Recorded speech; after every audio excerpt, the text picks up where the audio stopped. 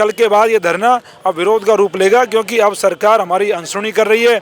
दिया कुमारी हमारी deputy CM, उन्होंने एक पोस्ट डाला है, उसमें लिखा है कि यूथ एम्पावरमेंट है कहाँ जब हमारी सुनी ही नहीं जा रही है। कितने दिन से भूखे हो? मैम 6 दिन से, छठा दिन है आज मैम।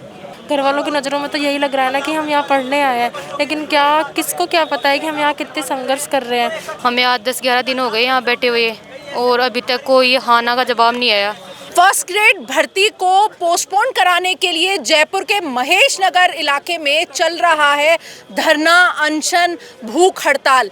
पीछे देख सकते हैं आप हमारे साथ में यहाँ पर मनोज मीना है और साथ में वो युवा है जो भूख हड़ताल आमरण अनशन पे बैठे हैं। ये जयपुर का नज़ारा है जो हर तरफ यही दिख रहा है इस समय कि हर तरफ आमरण अनशन, धरना और अपनी मांगों के लिए सरकार से भिड़ता हुआ युवा। हम बात कर रहे हैं मनोज मीना से जो कि लगातार फर्स्ट ग्रेड भर्ती को पोस्टपोन कराने के लिए धरने पर बैठे हुए हैं। मनोज जी, क्या लग रहा है आपको? इतना लंबा समय हो चुका है आपको धरने पर बैठे हुए, लेकिन कोई भी सरकार का नुमाइंदा क्या आपके पास आया है अब तक? देखो, ये राजस्थान के लिए बहुत बुरे हालात है कि यह 8 दिन से धरना चल रहा है, 6 दिन से अनशन चल रहा है और सरकार का कोई नुमाइंदा इनसे वार्ता के लिए नहीं आ रहा। ये दिखाता है कि राजस्थान की सरकार का चरित्र क्या है, भजन लाल जी का चरित्र क्या है, जो कहते हैं कि मैं तो किसान पुत्र हूँ, मैं किसानों की पीड़ा को समझता हूँ। क्या ये बच्चे किसानों के नहीं हैं? क्या ये बहनें किसानों की नहीं हैं?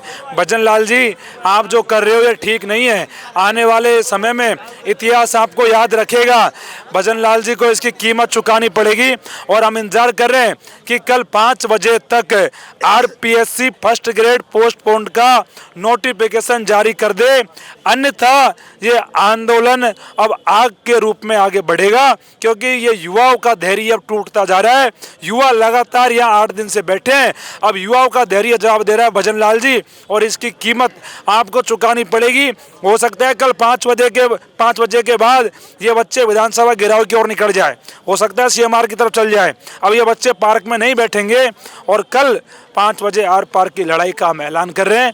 या तो सरकार हमारी मांगों को मान ले और नहीं तो फिर लड़ाई के लिए तैयार रहे, सरकार तैयार रहे युद्ध के लिए, क्योंकि हमारा धैर्य का जवाब। लंबा समय हो चुका है, पिछले जितने भी धरने हुए विधानसभा के घेराव की जब भी बात आई है तो इतना पुलिस बल लगा है कि आप कोई भी वहां पर जाकर के धरना या घेराव नहीं कर पाया है। तो आपको लगता है कि मुट्ठी भर जो युवा है ये जाकर के विधानसभा का घेराव कर पाएगा और अपनी बात वहां तक पहुंच भी पाएगा?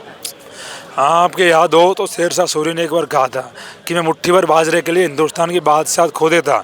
तो इनको वैसे तो मुट्ठी भर मत मानो, ये राजस्थान के युवा है, बड़े मजबूत है और ये हो सकता है कि मुट्ठी भर लग रहे हो, लेकिन ये मुट्ठी भर ही विधानसभा का घेराव कर लेंगे, क्योंकि ये कमज़ोर नहीं है और ये डरते नहीं हैं।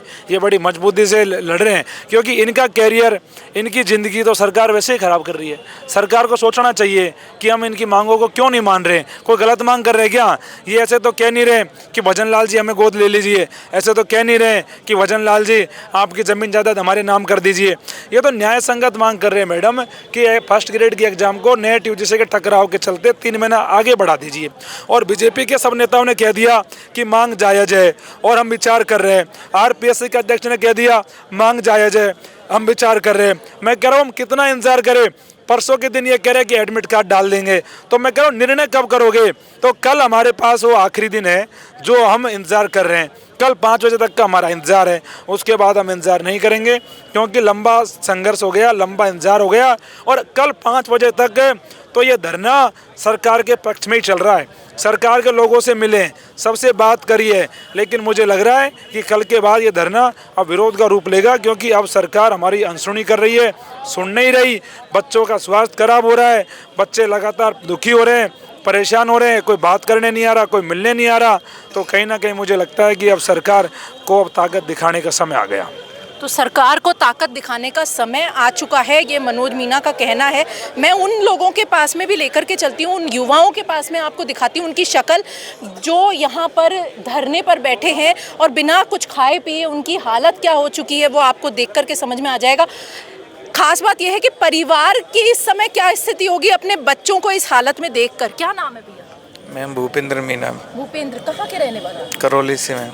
कितने दिन से भूखे हो? मैम 6 दिन से, छठा दिन है आज मैम। माँ बाप के पास खबर है कि तुम कुछ खा पी नहीं रहे हो? माँ बाप मैम बहुत परेशान है मैम, बार बार कॉल कर रहे हैं बेटा ऐसा मत करो मत करो। अब हम किसी लायक ही नहीं बचेंगे मैम, तो हमारे पास ये लास्ट ऑप्शन, हमारा कैरियर ही ख़राब हो जाएगा, तो हम क्या करें मैम। हमारे पास क्या कहना चाहते हो हम जनरल शर्मा से? शर्मा जी से यही कहना चाहते हैं कि हम एक साथ दो एग्ज़ाम कैसे देंगे।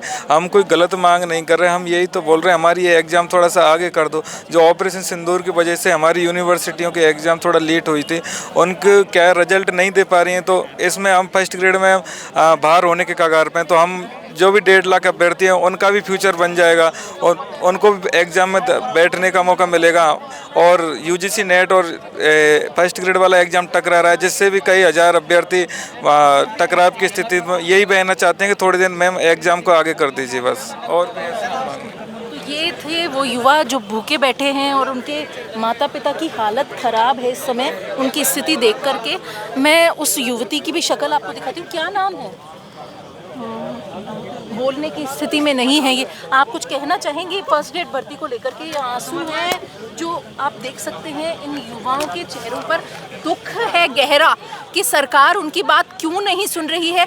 जब सरकार ये कहती है कि मैं युवाओं के साथ हूँ, हम युवाओं के साथ हैं, हम युवाओं के लिए रोज़गार का बंदोबस्त कर रहे हैं, हम युवाओं के लिए नई नई योजनाएं ला रही हैं, लेकिन उन योजनाओं का क्या असर मिलेगा उन युवाओं को जो अपनी पढ़ाई के बलबूते पर लंबी पढ़ाई के बाद में कुछ कर ही नहीं पाएंगे, एग्ज़ाम ही नहीं दे पाएंगे। क्या कहना है आपका? क्या नाम है? कुछ कहना चाहोगे मैम? हाँ मैम, आज दिया कुमारी हमारी डिप्टी सीएम, उन्होंने एक पोस्ट डाला है, उसमें लिखा है कि यूथ एम्पावरमेंट है कहाँ जब हमारी सुनी ही नहीं जा रही है। बताओ हम क्या करें? हम स्थगित करने को नहीं बोल रहे हैं, सिर्फ पोस्टपोन्ड को बोल रहे हैं। ये नहीं कह रहे कि एग्ज़ाम मत लो, सिर्फ पोस्टपोन्ड कर दो। इतनी मांग तो हमारी वाजिब है, सुनी जानी चाहिए। आप क्या कहना चाहिए? हमें आज 10-11 दिन हो गए यहाँ बैठे हुए और अभी तक कोई हाना का जवाब नहीं आया। ना कोई सरकार का कोई मंत्री यहाँ पे आ रहा है पूछने के लिए भाई आपकी क्या मांग है क्या नहीं है, कोई भी नहीं आ रहा। कल शाम 5 बजे तक का इंतज़ार है, आप लोगों का नेतृत्व कर रहे हैं, मनोज मीना का ये कहना है। उसके बाद की लंबी लड़ाई लड़ने के लिए तैयार है? हाँ, फिर तो लड़ेंगे, फिर तो लड़ना ही है क्योंकि 2 दिन ही बचे हैं, फिर तो बाद में तो फिर एडमिट कार्ड डाल देंगे, तो कुछ तो करना ही पड़ेगा ना। आप क्या कहना चाहेंगे? मैं यही कहना चाहूँगी कि आज हमें 7-8 दिन हो गए हैं। मेरी ये बेचारी बहन है, इतने दिनों से मतलब भूखी प्यासी है। घर वालों को पता नहीं है कि घर वालों को बता नहीं सकते। घर वालों की नज़रों में तो यही लग रहा है ना कि हम यहाँ पढ़ने आए हैं, लेकिन किसको क्या पता है कि हम यहाँ कितने संघर्ष कर रहे हैं। सरकार से बस हमारी यही मांग है कि भाई हमारे एग्ज़ाम को आगे पोस्टपोन कर दो, क्योंकि हमारा नेट का एग्ज़ाम है और आगे दिसंबर में असिस्टेंट प्रोफेसर का एग्ज़ाम है। अगर नेट का एग्ज़ाम नहीं दिया तो फिर आगे असिस्टेंट प्रोफेसर वाला नहीं दे पाएंगे। एक ही टाइम में एक बंदा 2 एग्ज़ाम कैसे दे सकता है? ये तो नॉर्मल से सोचने वाली बात है। सरकार को भी सोचना चाहिए कि एक टाइम में 2 चीज़ें पॉसिबल है नहीं। तो उस चीज़ को ध्यान में रखते हुए मैं यही कहना चाहूँगी कि इस एग्ज़ाम को आगे पोस्टपोन किया जाए। तो ये था वो युवा जो इस समय धरने पर बैठा है अपनी मांगों को लेकर, फर्स्ट ग्रेड भर्ती को पोस्टपोन कराने के लिए। क्या होगा कल शाम 5 बजे बाद में या उससे पहले सरकार की तरफ से कोई नुमाइंदा आकर के इन बच्चों से वार्ता करेगा और भविष्य में कोई निर्णय लेगा। मॉर्निंग न्यूज़ इंडिया, अंबिका, नमस्कार। ऐसे ही और वीडियोस देखने के लिए सब्सक्राइब करें मॉर्निंग न्यूज़ इंडिया को और जुड़े रहिए हमारे साथ।